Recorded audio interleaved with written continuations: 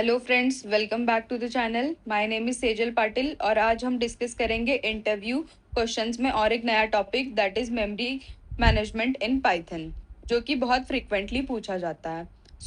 हम इस टॉपिक को आज डिस्कस करेंगे रियल लाइफ एग्जांपल्स के साथ। तो चलिए स्टार्ट करते हैं अपनी वीडियो को।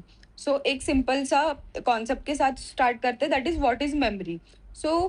मेमोरी का क्या मतलब है? कंप्यूटर का वो हिस्सा जहाँ पे डेटा एक टेम्पररी जगह पे स्टोर होता है, या तो प्रोग्राम हम जब रन करते हैं वो वाला हिस्सा, दैट इज मेमोरी।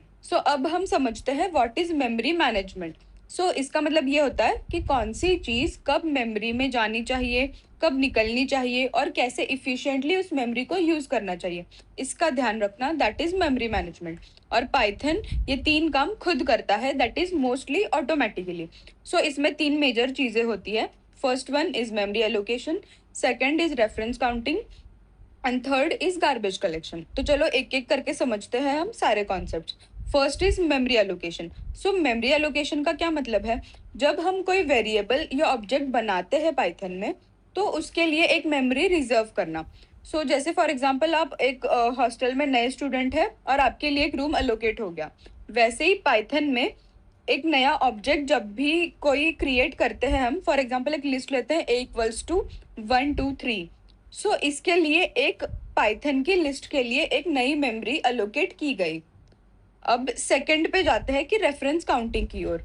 अब जबकि हम मेमोरी अलोकेट कर दी गई है, तो हम अभी रेफरेंस काउंटिंग में क्या करेंगे? इसका मतलब क्या है एग्जैक्टली कि पाइथन ये ट्रैक रखता है कि कितनी जगह से एक ऑब्जेक्ट को रेफर किया जा रहा है।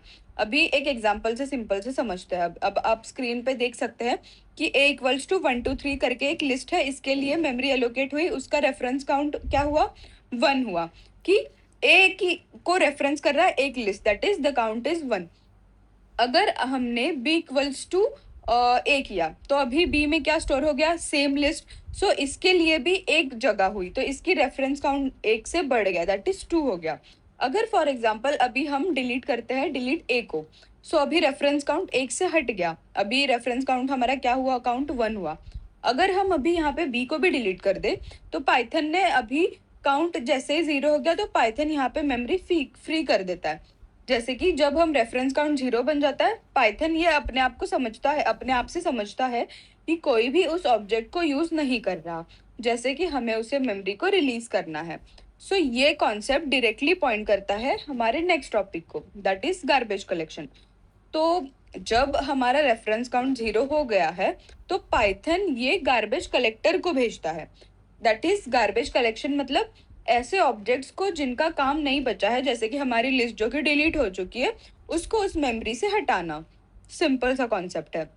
तो फॉर एग्जाम्पल घर में अभी जैसे कोई भी पुराना सामान है, हम हटाते हैं उसे घर से सिंपली, वैसे ही मेमोरी से गार्बेज कलेक्शन या गार्बेज कलेक्टर उसे हटाता है अपनी मेमोरी स्पेस से। तो ये पूरी चीजें पाइथन जो भी है वो सारी ऑटोमेटिकली करता है, जो कि इनबिल्ट है। बट हमें अगर मैनुअल गार्बेज कलेक्शन अगर इम्प्लीमेंट करना है, फॉर एग्जाम्पल कि अगर हमें कभी ज़रूरत पड़े, जैसे कि लार्ज प्रोग्राम में मेमोरी काफ़ी हाई लग रही हो, या तो ऐसे कोई किसी भी रीजंस की वजह से, तो हम मैन्युअली कर सकते हैं। फॉर एग्जांपल सिंपल अभी आप स्क्रीन पे देख सकते हैं कि इंपोर्ट करना है हमें गार्बेज कलेक्टर को, that is import GC and GC dot collect करके वो गार्बेज कलेक्टर यहाँ पे हम इम्प्लीमेंट कर सकते हैं। लेकिन मोस्टली इसकी ज़रूरत नहीं पड़ती, क्योंकि पाइथन का सिस्टम काफ़ी इन सब चीज़ों में स्मार्ट है। ये था एक हमारा पूरा ओवरऑल मेमोरी मैनेजमेंट के बारे में। तो दोस्तों पूरा एक फ्लो एक बार सिंपल से देख लेते हैं। हमारा फ्लो क्या था कि पाइथन जब वेरिएबल बनाता है, that is memory allocate, that is first concept हमारा मेमोरी एलोकेशन। सेकंड इज हर ऑब्जेक्ट को पाइथन ट्रैक करता है, that is reference counting. And third, जब काउंट हमारा 0 हो जाता है, तो यहाँ पे रोल आता है गार्बेज कलेक्शन का। That is the third. ये 3 स्टेप्स मिलाकर अपना पाइथन का एक मेमोरी मैनेजमेंट का सिस्टम बनता है, जो कि बहुत efficient, smart and mostly automatic है। अगर आपको ये वीडियो पसंद आ गया हो तो please like, share and subscribe, और अगर आपकी कोई डाउट्स हो तो प्लीज़ कमेंट सेक्शन में मेंशन कर दीजिए। तब तक के लिए thank you for the watching and happy coding. Thank you.